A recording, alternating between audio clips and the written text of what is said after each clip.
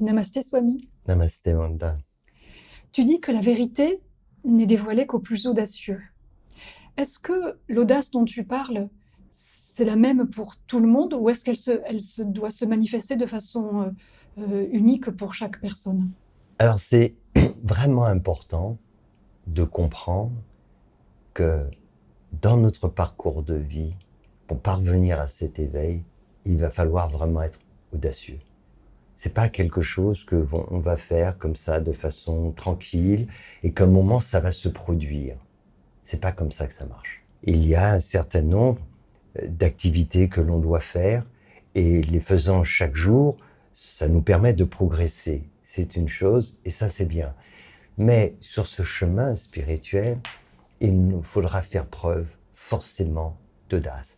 Ça veut dire qu'on va être confrontés les uns et les autres à des situations, à des moments qui ne sont pas du tout évidentes. Des moments où il va falloir avoir du courage, mais plus que cela, je dirais vraiment de l'audace pour pouvoir vraiment y parvenir. Il y a deux choses en fait. Il y a ce qui concerne chacun individuellement, parce que dans notre chemin spirituel, la vie peut nous demander, pour donner des exemples très concrets, si je suis quelqu'un de très timide, introverti, je ne m'exprime pas en public, et à un moment donné, sur ce chemin spirituel, la vie peut nous demander de faire quelque chose qui pour nous est juste dingue, c'est-à-dire aujourd'hui tu vas t'adresser au public. Et ça, c'est quelque chose qui représente pour nous le sommet de l'audace.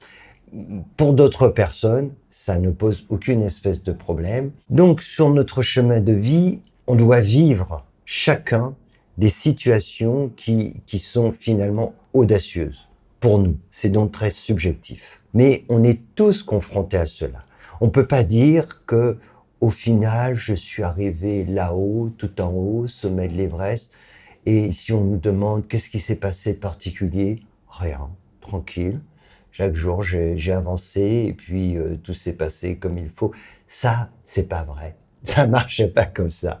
Et spirituel, à un moment donné, on est face à des situations où juste ça nous paraît impossible, dingue, où on comprend que si on fait ce choix-là, ça va nous mettre dans une position très inconfortable, pour employer un euphémisme. Et donc, il faut faire preuve d'audace. Et puis, l'audace, c'est aussi de sortir des sentiers battus.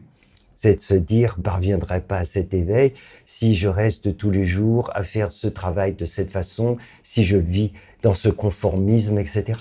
C'est vraiment important de comprendre que c'est une qualité essentielle et qu'il va falloir la développer. Donc, si on manque d'audace, alors ça va poser problème. Donc en fait, ça doit se traduire selon l'histoire et le tempérament de chaque personne de façon personnalisée sur le fait de se montrer audacieux, audacieuse.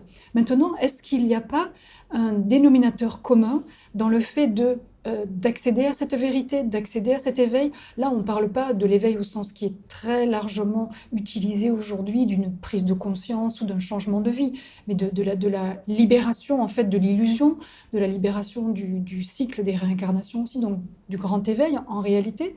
Est-ce qu'il n'y a pas un dénominateur commun dans une audace qui ferait qu'on se croit capable de parvenir nous aussi à cela, sachant qu'on nous a longtemps rabâché, si on y a prêté l'oreille, que nous sommes des pauvres pécheurs, que le Bouddha est unique, que le Christ, il n'y a que Jésus, et qu'on attend d'ailleurs qu'il revienne. Donc, est-ce qu'il n'y a pas une forme d'audace un peu générale qui serait un dénominateur commun pour dire ben, moi aussi, je peux me libérer de ce cycle et je peux parvenir à l'éveil dans cette vie? Oui, il faut bien comprendre que l'audace portée à son paroxysme peut, aux yeux de certains, paraître comme une forme d'arrogance, comme quelque chose d'insensé, comme... Mégalomanie? Oui, ça peut être cela. Alors, je vais être très, très précis là-dessus. Une fois qu'on aura accompli certains actes audacieux, si on veut poursuivre ce chemin et parvenir vraiment à l'éveil, alors il nous faudra accomplir l'acte le plus audacieux qu'il soit. Et cet acte le plus audacieux, il concerne tout le monde. Si vous êtes un bon chrétien et que vous allez à l'église depuis des années, etc., sachez que vous ne parviendrez pas de cette façon. Un jour, vous allez le réaliser. Si vous acceptez vraiment d'écouter, si vous acceptez vraiment d'entendre ces enseignements que Jésus a délivrés, alors vous comprendrez qu'il ne s'agit pas pour vous d'être un bon chrétien, mais de devenir le Christ. Ce n'est pas la même chose. Le but, ce n'est pas d'être un bon bouddhiste, mais de devenir le Bouddha. Et ça, c'est l'acte le plus audacieux. L'acte le plus audacieux n'est pas de devenir un fidèle, un serviteur, mais c'est de réaliser, en fait, cette divinité qui est en nous, la révéler. C'est ça, en fait. L'acte le plus audacieux, pour l'exprimer de façon très claire, c'est de passer de l'humain au divin. Voilà l'acte le plus audacieux. Et ça, c'est vraiment important de le comprendre. Et dès lors que l'on est OK pour cela, qu'on fait cette démarche, alors la vie, à travers différents enseignements, à travers l'enseignement spirituel ou d'autres circonstances, nous guidera pour cet accomplissement. Mais il faut être lucide, c'est de cela qu'il s'agit. Et Dieu nous demande d'accomplir cet acte le plus audacieux. Tous ces enseignants spirituels, c'était l'exemple de Bouddha, de Jésus, de Krishna, etc. Tous, si on a bien compris l'enseignement, c'est deviens cela. Parce que c'est ta nature, tu es cela. Donc l'acte le plus audacieux, c'est de passer de l'humain au divin. C'est de ne pas rester toute sa vie un chrétien, mais devenir le Christ. De ne pas rester toute sa vie un bouddhiste, mais devenir le Bouddha. Voilà l'acte le plus audacieux. En effet, je comprends bien que c'est quelque chose donc, qu'on partage, qui est universel.